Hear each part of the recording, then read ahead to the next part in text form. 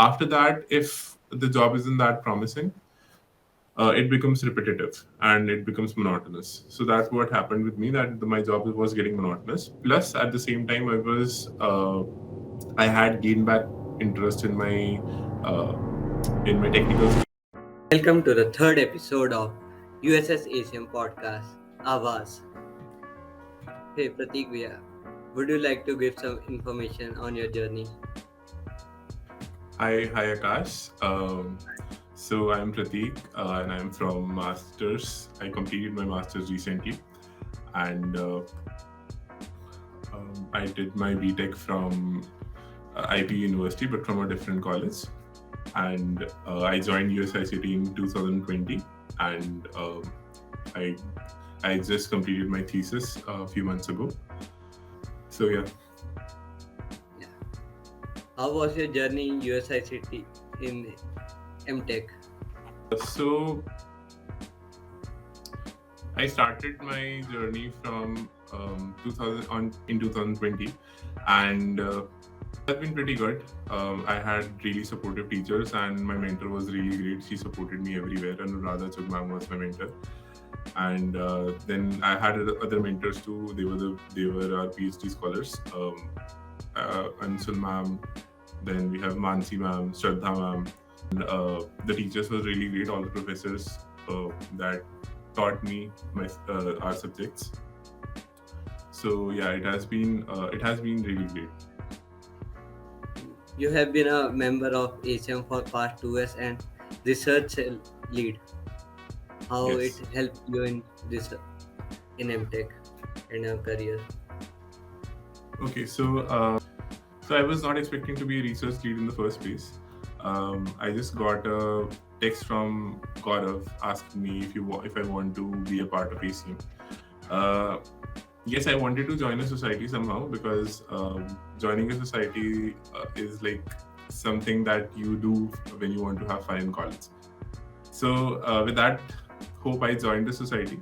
And then he also asked me if I wanted to be the research lead because I was the only senior, as in only postgraduate in ACM. So I thought about it for a day or two, and then I said yes, I will. So the journey with ACM has been really great, and I really thank God that I joined it at the research cell lead. I was able to come up with different ideas of how I can manage the research cell, and of course there was a lot of help from my vice lead Anuj and another vice lead Dasar and so many other members of ACM. We were able to see that you have taken many presentations and lectures on many topics. How it helped you? Okay, first there was a motivation behind it why I did that. It was basically due to the reason that my B.Tech was not that good in my college, and we had no idea what we were doing.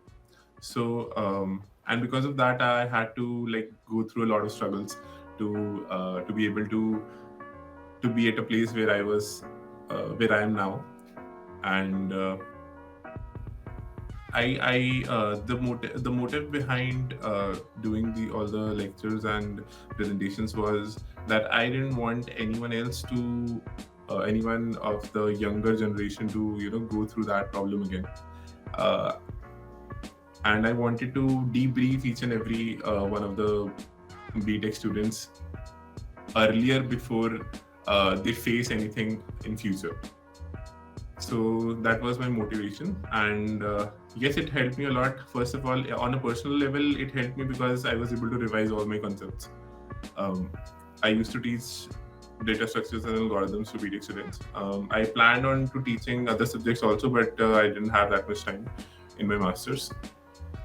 So yeah, that was a good concept revision. Plus, once you interact with the younger students, they'll ask many different kind of questions, which also helped me to expand my knowledge furthermore. And one thing for sure that the B.Tech students that I've interacted with are way more smarter than I was during my time. So yes, so it has been challenging, and whenever there is a challenge, there is always a personal growth. How did you develop your path toward the tech sector? Okay, so when I cleared my B.Tech, I had lost all hope and interest in computer science subject, and I was not interested at all. I wanted to change my stream to MBA. So I started preparing for CAT. And but only one thing I achieved in my B.Tech was I got a placement into a service-based company. That was the only service-based company, a good service-based company that came to my college, and I got into that. So the joining was compulsory, of course, because I had no other option. I couldn't afford to drop 1 year because dropping is a really big challenge for anyone. So side by side, I was preparing for CAT, and I also joined the company. And the company had a training program. So what happened was while I was training, so it was a very good training, and it was a very practical form of training. So everything that we were taught, we were supposed to implement it on the computer. And because of that, I was able to learn everything. Plus, there was a competitive environment there, which also helped me to uh, learn things fast and in a better way, which on later stage I realized that I was actually gaining interest back in computer science, which I had completely lost during my B.Tech years. And due to this,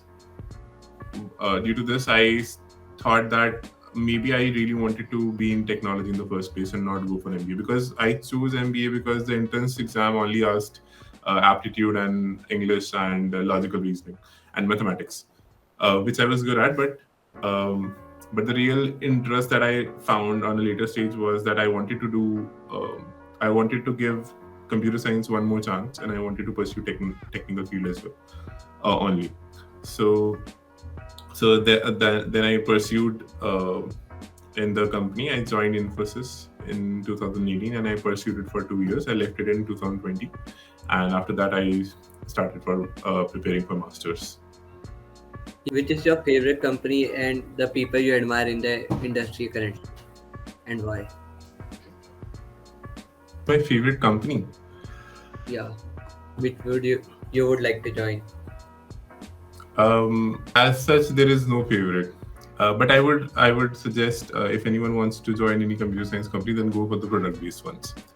The work is the same in all the companies. It's nothing new, but yes, the level changes from service based to product based. Always choose for a product based if you want to work in a company. Is there any person who you admire in the industry, tech industry? Both on a personal level also, and on a celebrity based level also. So personal level, I would say that I had a friend. Sorry, I still have a friend. Her name was Shreya. She was my senior, like 5 years senior in my company, and she used to motivate me a lot. And she was really inspiring, and because of how she was dedicated and she was so much committed to her work, and because of that, I also adapted that kind of attitude, um, which helped me a lot later in my life. Then, if we talk about celebrity wise, so I would say it's actually a mixture of celebrities. You can say that in tech industry, Mark Zuckerberg is there, Sundar Pichai is there, because of different traits. They all had their different traits. Steve Jobs, of course. Um,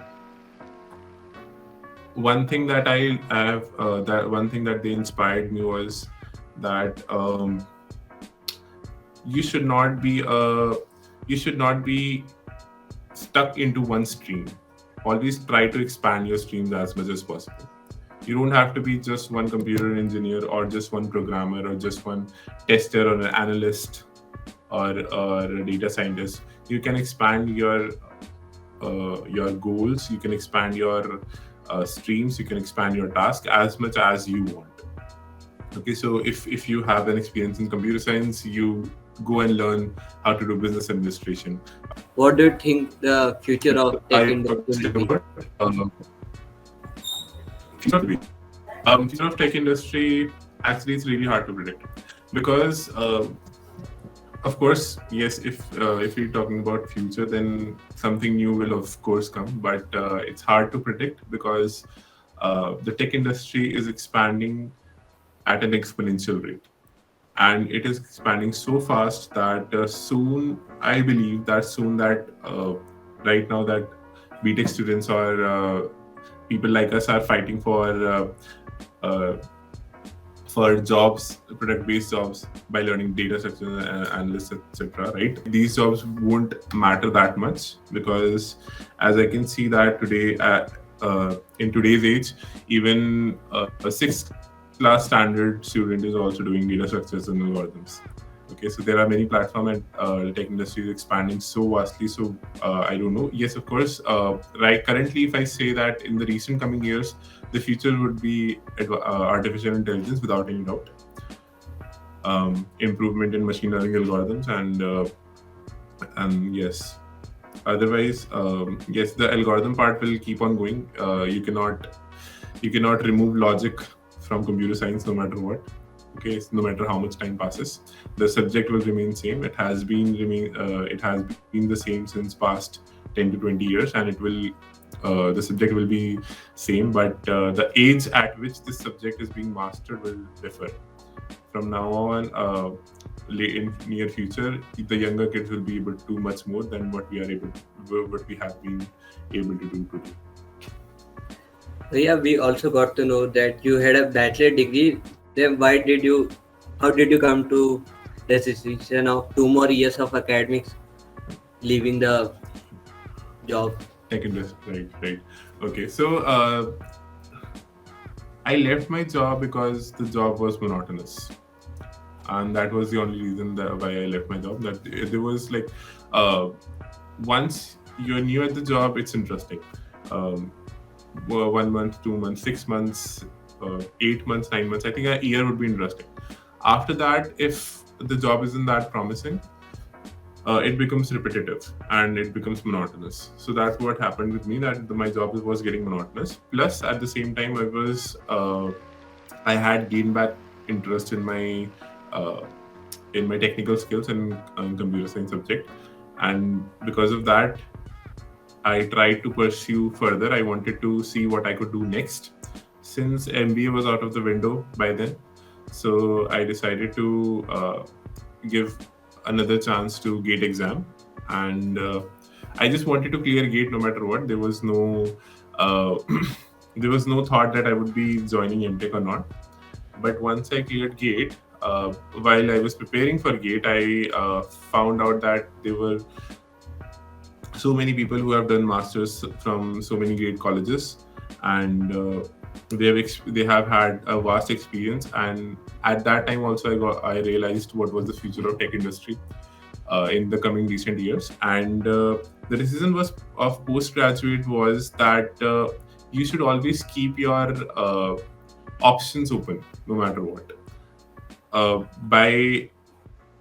By doing my masters, I have another option now, that if I want to go into a data science job or if I want to become a research scientist, so I have a proper option because I have qualified the required exam. I have completed my 2 years masters. So if I want to apply for a job in data science, I can easily apply that, and I would also like fulfilling the criteria of the company as well. So that's why I did my masters. Was there any particular reason why did you choose USICT for M.Tech? I chose USICT. Okay, so I chose USICT because I would say that at that point of time, because I joined USICT in 2020, and it was the coronavirus year, and at that point of time, I had no other choice. I was waiting. I wanted to give an exam next year also, that is in 2021, another try, and that would have to make that because of that I would have to wait for like another 6 months. So uh, and what happened was, during that time uh, I was struggling from some mental health issue, and because of that I had to choose. I could not. I was I was asked to put less stress on myself for that specific year or for the next 6 months, and because of that, I had this option, USICT. I had given the exam, the set exam for M.Tech, and I scored rank 6 in that exam. And after that, I also had a gate qualified scorecard. So USICT was my best chance, and thank God I joined USICT. I don't know, because I've heard that in other colleges, the pressure is way too much. If you go for IISc Bangalore, or IITs or triple ITs, the pressure is way too much, which was not required. Uh, which was not required, which was not required or recommended for me during that time.